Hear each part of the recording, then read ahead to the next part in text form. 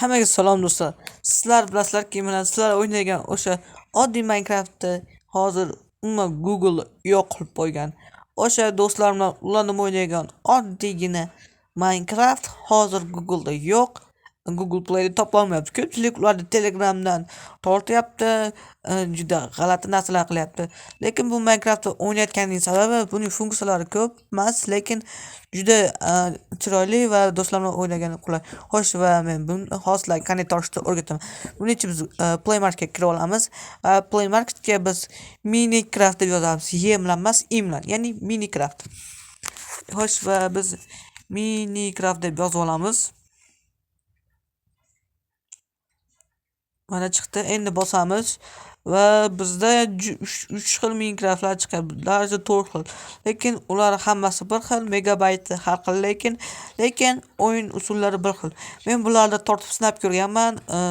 Foydasi yo'q. Mana bitta rasmga kirib ko'ramiz. Ular bu juda internetli o'yinlar. Buni unasi bo'lmaydi. Agar sizlar do'stlaringiz bilan o'ynamoqchi bo'lsanglar, bu Minecraftlar bo'lmaydi. Men o'rgatmoqchi bo'lgan Minecraft tortishda esa usuli esa oddiy. Bu yerda mana World Block Craft 3D deb turibdi va biz o'shani tortib olishimiz kerak va biz buni ustiga bosamiz.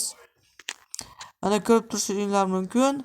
Bu yerdagi rasmlarda ham xuddi o'sha tekstura rasmlar turibdi. Mana o'sha rasmlar, xuddi o'sha bloklar, xuddi o'sha stil, xuddi o'sha Minecraft. Mana xuddi shu. Faqat bunda skilllar o'zgargan. Lekin mana hamma funksiyalar ham bir xil. Bu nomi esa World Block Minecraft 3D. Mana hozir ko'rsatib qo'yaman. Mana shu World Block Minecraft 3D. Va bu juda ajoyib do'stlar bilan o'ynagan o'yin.